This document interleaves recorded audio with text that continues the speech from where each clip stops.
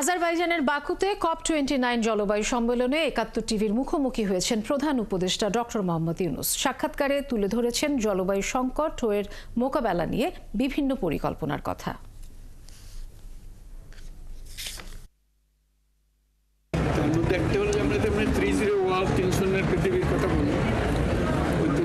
পৃথিবীর থেকে আমরা বললাম যে এখন যেহেতু তরুণদের এর মধ্যে না আনলে এটার সঙ্গে সম্ভব হবে।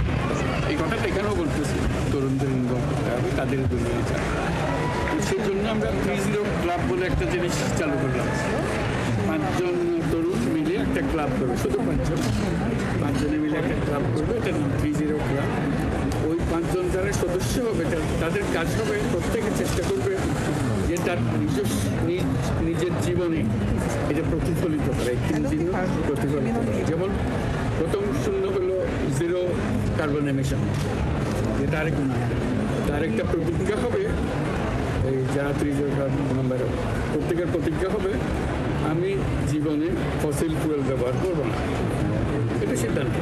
এখন আসল বাস্তব জীবনে এসে দেখেছি উঠতে বসতে আমি এটা করি, তখন বল কী করলাম।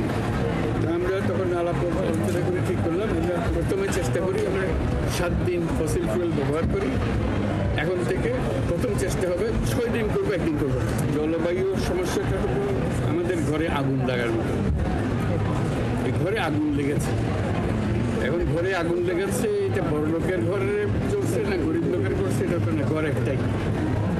এই পৃথিবী পড়ে গেলে সেখানে ধনী দেশও করবে, গরিব লোক দেশও করবে। কাজে তাদেরকে সেই সতর্কতাটা দেওয়া, এটা ঘর একটা, পৃথিবী একটা।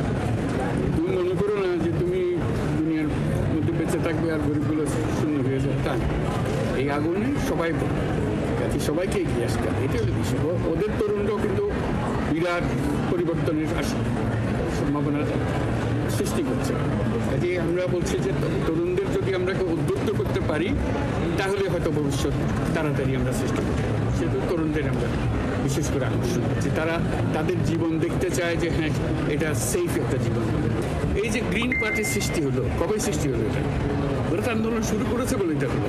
এই গ্রিন পার্টির কত মনে করছে পাগল ছাগল কতগুলো রাস্তাঘাটে গেলে বলে জলবায়ু নিয়ে কথা বলে, তারা পাগল মনে করছে। এই পাগলামি করতে করতে করতে করতে এখন এটা পলিটিক্যাল পার্টি করলো। পলিটিক্যাল পার্টি, এই পলিটিক্যাল পার্টি কিচ্ছু হবে না। শেষে তারা পার্লামেন্টে আসলো, তারা গভর্নমেন্ট ফর্মে গেল। কাজে এটা যে প্রসার হয় এটা তো অতীত ইতিহাস তো আছে। তারপরে এখন যে কোনো তরুণ সমাজে গেলে বিষয়টা পরিষ্কারভাবে দেখা যাবে যে তারা ভেরি মাচ এগোয়, কিন্তু এটা কোনো ট্রান্সলেটেড হচ্ছে না। আমরা এখনো পুরনো ধাঁচের জগতের মধ্যে বাস করছি। দর্শক, আপনারা জানেন আজারবাইজানের বাকুতে চলছে 29তম COP সম্মেলনের 3য় দিনের খবর জানাতে আমাদের সাথে যুক্ত হচ্ছেন সহকর্মী হাবিব রহমান। হাবিব, আগামীকাল ডক্টর ইউনূসের কি কর্মসূচি রয়েছে জানাবেন, এবং সম্মেলন থেকে জলবায়ু সংকট মোকাবেলায় গরিব দেশগুলোর এখন পর্যন্ত অর্থ সাহায্যের কোনো প্রতিশ্রুতি পেয়েছে কিনা?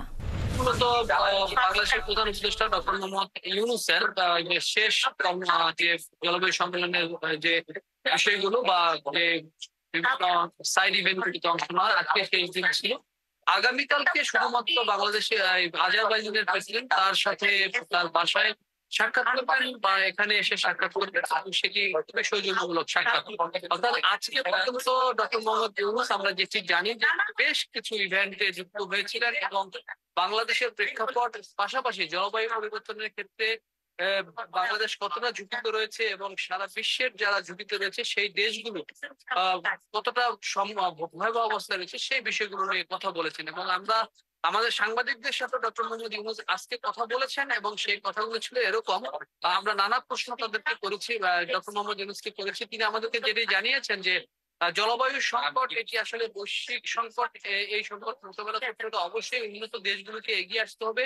তিনি একটি কথা বলেছেন, সেটি হলো যে ঘরে যখন আগুন লাগে তখন সেই আগুন থেকে কেউ কিন্তু রেহাই পায় না। ঠিক তেমনি এই ঘরে আগুন লাগার সাথে জলবায়ু পরিবর্তনের যে প্রভাব সেটিকে তিনি যুক্ত করেছেন। তিনি বলেছেন যে জলবায়ু প্রভাবের কারণে, পরিবর্তনের প্রভাবের কারণে যে সংকটগুলো তৈরি হচ্ছে, যে ঝুঁকি তৈরি হচ্ছে সারা বিশ্ব জুড়ে, সেক্ষেত্রে উন্নত দেশ কিংবা গরিব দেশ কেউই এই সংকট থেকে রেহাই পাবে না, এমন একটি কথা কিন্তু তিনি বলেছেন। তিনি পাশাপাশি বলেছেন যে এই জলবায়ু সংকট যদি মোকাবেলা করতে হয় তাহলে 3-0 যেতে হবে। 3-0 বলতে তিনি বুঝিয়েছেন যে নেট কার্বন জিরো কার্বন নিঃসরণ, পাশাপাশি প্রভাটি দূর করা এবং পাশাপাশি যে বর্জ্য ব্যবস্থাপনার যে বিষয়টি রয়েছে এবং তরুণদের সংযুক্ত করা, এই বিষয়গুলোর কথা তিনি বলছেন। তিনি বলেছেন যে তরুণদের যদি তিনি সংযুক্ত করতে পারেন বা সবাই যদি সংযুক্ত করতে পারে, জলবায়ু পরিবর্তনের প্রভাবটা কত ক্ষতি করে এই বিষয়গুলো যদি বোঝানো যায়, তাহলে সারা পৃথিবীতে যে সংকটটি রয়েছে সেই সংকট দূর করার ক্ষেত্রে অনেকটাই ভূমিকা রাখবে বলে তিনি জানিয়েছেন তরুণ সমাজকে। পাশাপাশি আরেকটি প্রশ্ন আমাদের ছিল যে প্যারিস জলবায়ু চুক্তি কিন্তু এখন পর্যন্ত বাস্তবায়ন হচ্ছে না। সেক্ষেত্রে আসলে যেহেতু নতুন প্রেসিডেন্ট ডোনাল্ড ট্রাম্প এবার ক্ষমতায় এসেছেন এবং 2015 সালে কিন্তু ডোনাল্ড ট্রাম্প এই 16 সালে ক্ষমতায় আসার পরে জলবায়ু চুক্তি থেকে বের হয়ে গিয়েছিলেন। আমরা প্রশ্ন করেছিলাম তাহলে এবারও কি সেই ধরনের সংখ্যা তৈরি হচ্ছে কিনা। তিনি কিন্তু একেবারেই খুব স্বাভাবিকভাবে একটি প্রশ্নের উত্তর দিয়েছেন যে ডোনাল্ড ট্রাম্পকে আমরা 0-1-0 হিসেবে দেখেছি এবং এখন নতুন সময় এসেছে, নতুন সময়ে 2-0 হিসেবে ডোনাল্ড ট্রাম্পকে আমরা কিভাবে দেখতে পারি সেই বিষয়টির কথা কিন্তু তিনি বলেছেন। এবং পাশাপাশি বলেছেন যে যেহেতু তিনি জানুয়ারিতে ক্ষমতা নিবেন এবং পাশাপাশি 2-3 মাস দেখা যাক, অপেক্ষা করা যাক যে ক্ষমতা নেওয়ার পরে তিনি জলবায়ু সম্পর্কের বিষয় বা জলবায়ু পরিবর্তনের বিষয়ে তিনি কি ধরনের সিদ্ধান্ত নেন। কারণ আপনি জানেন যে সকল দেশ রয়েছে জলবায়ু পরিবর্তনের প্রভাবে যে প্রভাব হচ্ছে তার জন্য সবচেয়ে বেশি দায়ী, তার মধ্যে রয়েছে যে যুক্তরাষ্ট্র, চীন, রাশিয়া, ভারত, এই সকল দেশগুলো কিন্তু রয়েছে। জি হাবিব রহমান, অনেক ধন্যবাদ। আমরা নিশ্চয়ই পরবর্তীতে আবারও আপনার সাথে যুক্ত হব এবং আরো বিস্তারিত জানবো। দর্শক, আজারবাইজানের বাকু থেকে জলবায়ু সম্মেলনের খবর জানাচ্ছিলেন সহকর্মী হাবিব রহমান।